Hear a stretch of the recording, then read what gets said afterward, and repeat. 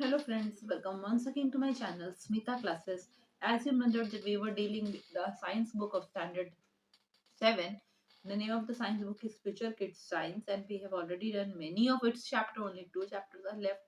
Today we will start with the 13th chapter. Name of the chapter is Electric Current and its Effect. Okay, now I will start reading the chapter. I will go on explaining you the chapter. Okay.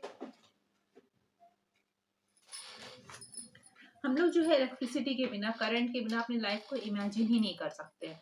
ठीक है, हम लोग को electricity की जरूरत हर जगह होती है, चाहे घर हो, ऑफिस हो, इन हर जगह इलेक्ट्रिसिटी की जरूरत है, ताकि लाइट जलाने के लिए, फैन चलाने के लिए और अलग अलग हीटर चलाने के लिए, वाटर हीट करने के लिए, रूम हीट करने के लिए, ठीक है, हीटिंग पर्पसेस के लिए। इंडस्ट्री में इलेक्ट्रिसिटी की अलग अलग जरूरत होती है, अलग अलग तरह के मशीन को चलाने के लिए, फैक्ट्रीज में मशीन चलाने के लिए। फिर ट्रांसपोर्ट सेक्टर में भी इलेक्ट्रिसिटी की जरूरत है। तो हम लोग जानते हैं कि इलेक्ट्रिक ट्रेन जितनी भी है, उनको इलेक्ट्रिक पावर से ट्रेन को आगे खींचने के लिए भी इलेक्ट्रिसिटी की जरूरत होती है।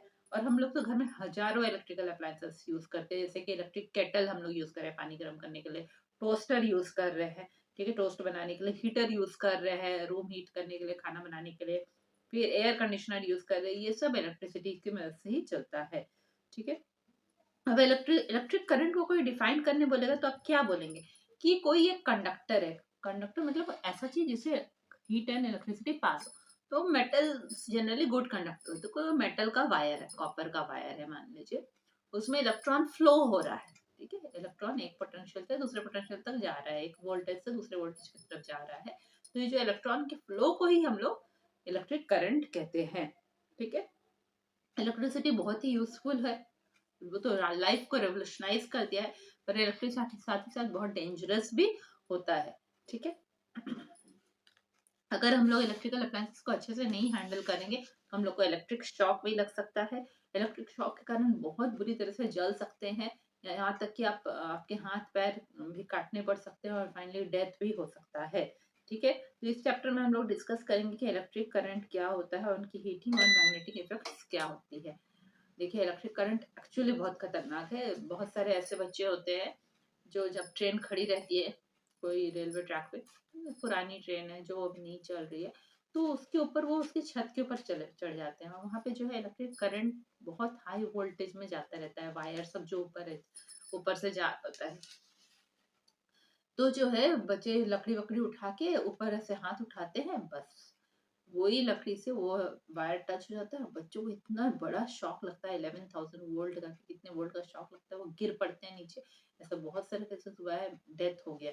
तो इलेक्ट्रिक करंट बहुत ही खतरनाक है, उसको सेफली हैंडल करना चाहिए। इलेक्ट्रिक करंट का दो इफेक्ट है, एक तो हीटिंग इफेक्ट भी है, और एक कुछ पर्टिकुलर कंडीशंस में अगर करंट पास हो तो वहां पे वो मैग्नेटिक इफेक्ट भी करता है, चुंबक के जैसा भी काम करता है। इस चैप्टर में हम लोग उसके बारे में ही पढ़ेंगे। इलेक्ट्रिक सर्किट क्या है, एक तरह का हम बंद रास्ता बनाएंगे ताकि इलेक्ट्रिक करंट पूरा फ्लो हो। तो वो क्लोज्ड पाथ या बंद रास्ता जो होगा उसी को इलेक्ट्रिक सर्किट कहते हैं।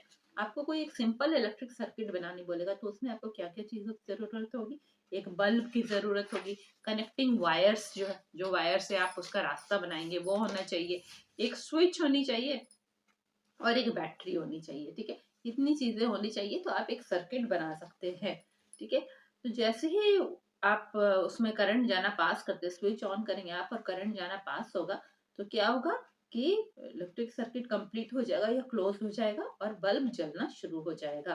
और जैसे ही आप इलेक्ट्रिक सर्किट को इनकम्प्लीट करेंगे, वायर को कहीं से खोल देंगे या फिर स्विच को ऑफ कर देंगे, तो क्या होगा कि करंट जाना बंद हो जाएगा और बल्ब ग्लो करना बंद हो जाएगा। यानी ऑन पोजीशन में जब होता है, स्विच को हम लोग जब ऑन पोजीशन में रखेंगे तो देखिए, बैटरी हम लोग जानते हैं ना, पेंसिल बैटरी भी आप सबने देखी होगी ना, उसका क्या होता है, एक पॉजिटिव टर्मिनल होता है, एक नेगेटिव। आप सबने अगर बैटरी देखी होगी तो उसमें एक साइड प्लस एक साइड माइनस लिखा रहता है। इसी तरह ये सर्किट वगैरह बनाने के लिए एक मोटी वाली बैटरी यूज होती है, उसमें भी एक प्लस होता है एक माइनस लिखा रहता है। जो प्लस है वो उसका पॉजिटिव टर्मिनल होता है, जो माइनस होता है वो नेगेटिव टर्मिनल होता है। ठीक है, तो जब जो है स्विच को अगर हम लोग ऑन पोजीशन में रखेंगे तो करंट जो है वो पॉजिटिव टर्मिनल बैटरी की तरफ से negative terminal of the battery में करंट घूम घूम के जाएगा। ठीक है, वायर के थ्रू, और सर्किट कंप्लीट हो जाएगा, सर्किट क्लोज हो जाएगा और करंट फ्लो करने लगेगा, नेगेटिव से पॉजिटिव की तरफ जाएगा। ठीक है, सर्किट फ्रॉम द पॉजिटिव, नहीं, जब स्विच ऑन करेंगे तो सर्किट जो है पॉजिटिव टर्मिनल से नेगेटिव टर्मिनल ऑफ बैटरी की तरफ जाएगा। सॉरी, यहाँ पे गलती हुई। जब हम लोग स्विच ऑन करेंगे तो जो पॉजिटिव टर्मिनल है बैटरी का, उधर से करंट फ्लो होना शुरू होगा और सर्किट में वायर के थ्रू कंप्लीट होते होते कहाँ जाएगा, नेगेटिव टर्मिनल के तरफ जाएगा और सर्किट क्लोज हो जाएगा, करंट फ्लो करेगा। जब स्विच ऑफ करेगा, ऑफ कर देंगे तो सर्किट इनकम्प्लीट होगा और सर्किट ओपन हो जाएगा, तो कोई करंट फ्लो नहीं करेगा उसमें। ठीक है, आपकी बुक में डायग्राम करके बनाया गया है कि करंट, बैटरी सब कुछ दिखाया गया है यहाँ पे वो डायग्राम में। ठीक है,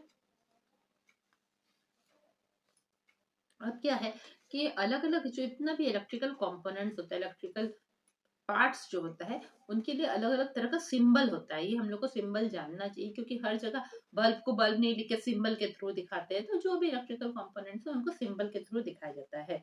जैसे कि इलेक्ट्रिक सेल, देखिए सेल मतलब बैटरी होती है। एक्चुअली सेल जो है वो सिंगल होता है, और जब बहुत सारे सेल को हम कंबाइन करेंगे तो वो बैटरी कहलाता है।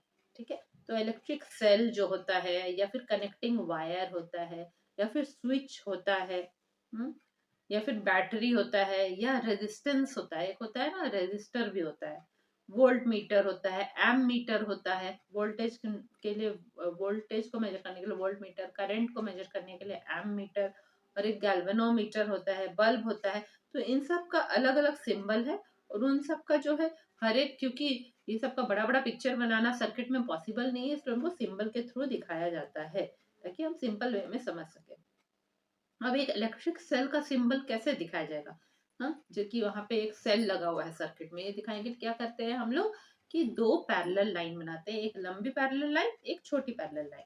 तो लंबी पैरेलल लाइन क्या होगा, पॉजिटिव टर्मिनल होगा, और छोटी पैरेलल लाइन क्या होगा, नेगेटिव टर्मिनल होगा। अभी आपने ऊपर पढ़ा ना कि सर्किट जो कंप्लीट होता है, तो जो है सर्किट जब कंप्लीट होता है तो पॉजिटिव टर्मिनल से नेगेटिव टर्मिनल की तरफ जाता है और वो पॉजिटिव पूरा सर्किट कंप्लीट होता है। तो यहाँ पे क्या है कि जो लंबा वाला लाइन हम लोग बनाएंगे पैरेलल लाइन, वो पॉजिटिव टर्मिनल होगा, और जो छोटा लाइन बनेंगे शॉर्टर लाइन, वो नेगेटिव टर्मिनल होगा। अब कनेक्टिंग वायर को हम कैसे देखें, तो स्ट्रेट लाइन एक बना देंगे, वो कनेक्टिंग वायर होगा। ठीक है, इस तरह हो गया। अब हम, जैसा मैंने आपको पहला बताया है कि बैटरी में क्या होता है, दो या दो से ज्यादा इलेक्ट्रिक सेल जुड़े होते हैं तो उनको बैटरी कहलाता है। ठीक है, तो पॉजिटिव टर्मिनल एक सेल का negative terminal of other cell की तरफ ज्वाइन होता है। ठीक है, वायर्स के थ्रू। तो इस तरह दो या दो से ज्यादा सेल को अगर हम ज्वाइन करेंगे तो उसको हम बैटरी कहते हैं। ये मैंने आपको पहले ही बताया। अब आप अपने बुक के टेबल में आप देख सकते हैं, टेबल दिखाया गया है कि स्विच जब ओपन रहेगा तो उसका सिंबल कैसा है ना। तीन लाइन है, तीनों लाइन के बीच में दो डॉट्स है, तो वो बीच वाला लाइन ऊपर उठा रहेगा, इसका मतलब स्विच ओपन है। स्विच जब क्लोज्ड रहेगा तो वो तीन लाइन जुड़े रहेंगे एक दूसरे के साथ, बीच में दो डॉट रहेगा। वायर को तो सिंपल लाइन से दिखाया जा रहा है। बल्ब को आप देख सकते हैं, एक सिंगल लाइन जा रहा है, फिर ऊपर वो ट्विस्ट होके फिर बाहर निकल रहा है, उसके ऊपर एक गोल बना हुआ है, तो वो बल्ब होता है। इलेक्ट्रिक सेल का तो आप जानते हैं, एक दो पैरेलल लाइन बनाएंगे, एक लंबा एक छोटा।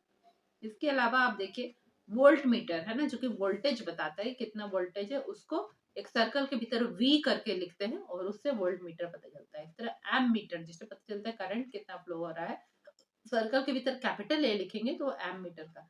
इसी तरह रजिस्टर का देखिए कितना अच्छे से बनाया है, एक लाइन है, एक डॉट है, फिर लाइन है, फिर क्रिस क्रॉस लाइन है, फिर आगे स्ट्रेट लाइन है, फिर डॉट है, तो वो है रजिस्टर।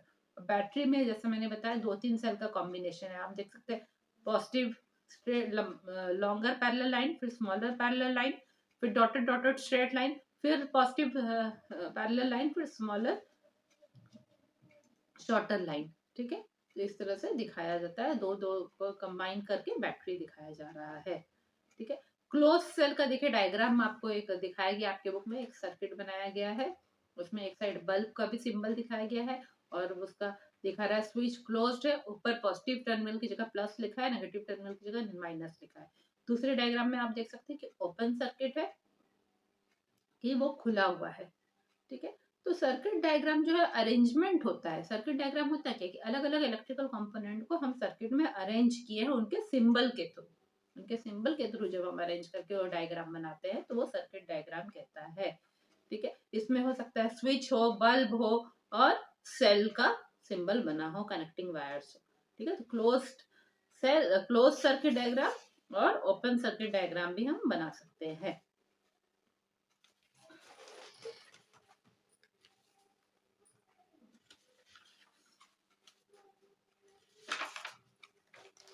आगे हम लोग पढ़ेंगे इलेक्ट्रिक बैटरी के बारे में।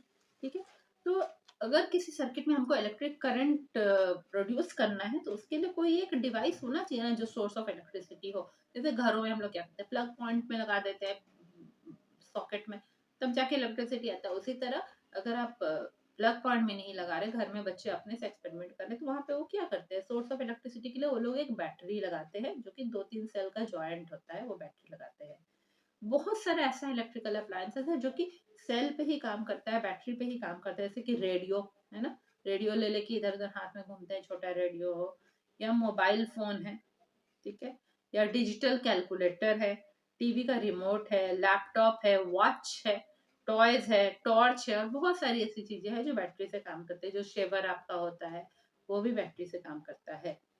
तो बैटरी क्या है, दो या दो से ज्यादा सेल को कंबाइन किया गया है। कैसे, एक इलेक्ट्रिक सर्किट में कंबाइन किया गया है, तो वह एक बैटरी है। जितने भी कार, ट्रक, बस और इन्वर्टर के बैटरी हैं, वो सब भी सेल से ही बने रहते हैं। ठीक है, वो सब भी छोटे छोटे सेल से बने रहते हैं, मतलब बैटरी, स्मॉलर बैटरी से, सिंगल यूनिट ऑफ बैटरी से बने रहते हैं, जो कंबाइन किया रहता है। तो उन सेल्स को स्टोरेज सेल्स कहते हैं, कार, ट्रक, बस और इन्वर्टर के बैटरीज को। बैटरी में सेल्स को दो तरीके से हम कनेक्ट कर सकते हैं, या तो सीरीज में कनेक्ट करेंगे या पैरेलल में कनेक्ट करेंगे। एक सिंगल इलेक्ट्रिक सेल अगर हमने लगाया तो वो 1.5 वोल्ट ऑफ बैटरी वोल्टेज देता है। करंट कितना देगा, वो 1.5 वोल्ट का देगा, सिंगल इलेक्ट्रिक सेल। और अगर दो इलेक्ट्रिक सेल को हमने जोड़ के एक बैटरी बनाई है तो वो 3 वोल्ट का देगा। इसी तरह 3 सेल को हमने जोड़ा है तो 4.5 वोल्ट का हमको इलेक्ट्रिक करंट देगा। सेल का आपने पढ़ा ना, दो टर्मिनल्स है, एक पॉजिटिव है और एक नेगेटिव टर्मिनल है। लॉन्गर लाइन पॉजिटिव टर्मिनल को शो करता है, शॉर्टर लाइन नेगेटिव टर्मिनल को शो करता है। ठीक है, तो जैसा आप अपने बुक के डायग्राम में देख सकते हैं कि एक सेल का पॉजिटिव को दूसरे सेल के नेगेटिव के साथ कंबाइन किया गया है, एक स्ट्रेट लाइन में कंबाइन किया गया। ऐसे 3 सेल को कंबाइन किया गया है, नेगेटिव पॉजिटिव, फिर नेगेटिव पॉजिटिव, फिर नेगेटिव पॉजिटिव, फिर वायर से कंबाइन किया गया है। तो ये टोटल वोल्टेज दे रहा है 4.5 वोल्ट का। तो ये पहले वाला डायग्राम आपके बुक में जो है वो एक सीरीज का डायग्राम दे रहा है। ठीक है, अब दूसरा पैरेलल अरेंजमेंट में हम लोग देखेंगे कि पैरेलल अरेंजमेंट क्या है, कि तीनों सेल का नेगेटिव टर्मिनल को एक साथ कनेक्ट कर दिया गया है और दूसरी तरफ तीनों सेल का पॉजिटिव टर्मिनल को एक तरफ कनेक्ट कर दिया गया है। ठीक है, सिंगल पॉजिटिव टर्मिनल बना दिया गया, इधर सिंगल नेगेटिव टर्मिनल कनेक्ट करके बना दिया 3 सेल का। ठीक है, और फिर उस सर्किट को कनेक्ट कर दिया गया। ठीक है, तो ये पैरेलल कनेक्शन हुआ। ठीक है, इसमें यही चीज ध्यान रखना है कि पॉजिटिव टर्मिनल को अगर हम पॉजिटिव टर्मिनल के साथ जोड़ देंगे तो करंट नहीं आएगा। जैसे टॉर्च में आप बैटरी उल्टे पलटे तरीके से डाल देंगे तो टॉर्च नहीं चलता है ना, पॉजिटिव को पॉजिटिव के साइड नहीं डालना पड़ता है। ठीक है, तो पॉजिटिव टर्मिनल एक सेल का दूसरे सेल के पॉजिटिव टर्मिनल से अगर कनेक्टेड रहेगा तो बैटरी काम नहीं करेगा। इसी तरह नेगेटिव नेगेटिव से कनेक्टेड रहेगा तो बैटरी काम नहीं करेगा। इसलिए सारे नेगेटिव को मिलकर एक बड़ा नेगेटिव बना दिया गया पैरेलल कनेक्शन में, सारे पॉजिटिव को मिलकर एक बड़ा पॉजिटिव बना दिया गया, फिर उनको कनेक्ट किया गया है। ठीक है, कार बैटरी का एक ऐसा फीचर है कि उसका सेल को हम रिचार्ज कर सकते हैं ना। बहुत सारा रिचार्जेबल सेल्स आता है ना, उनको चार्जर की मदद से हम लोग उसको रिचार्ज कर सकते हैं। अच्छा, अब आप लोग जानते हैं कि इलेक्ट्रिक बल्ब, अभी का बल्ब में पहले पहले का जो आता था, येलो बल्ब जो आता था, उसमें एक गैस भरा रहता था। तो लोग बोलते हैं क्यों एयर क्यों नहीं भर सकते, तो एयर नहीं भर सकते हैं क्योंकि जब हम लोग इलेक्ट्रिक करंट इलेक्ट्रिक बल्ब में पास करेंगे तो क्या होगा कि उसका फिलामेंट अंदर एक होता है, वो गर्म हो जाता है। ठीक है, और जो गर्म होगा तो उसके कारण अगर एयर रहेगा, एयर में ऑक्सीजन रहेगा, तो उसके कारण जो है वो फिलामेंट पूरा जलने लगेगा। ठीक है, तो इसीलिए एयर नहीं भर के पर्टिकुलर गैस भरा जाता है। आपके बुक में डायग्राम बना हुआ है फिलामेंट का, एक फिलामेंट पूरा ठीक ठाक है, दूसरा वो टूट गया है, ब्रोकन फिलामेंट दिखाया गया है। ठीक है, अब जो है इलेक्ट्रिक करंट का इफेक्ट क्या क्या होता है, तो इलेक्ट्रिक करंट जो है हम लोग जानते हैं कि इलेक्ट्रिक करंट को किसी चीज से हम लोग पास करेंगे तो या तो पूरा इलेक्ट्रिकल एनर्जी को या कुछ इलेक्ट्रिकल एनर्जी को दूसरे फॉर्म में हम कन्वर्ट कर सकते हैं।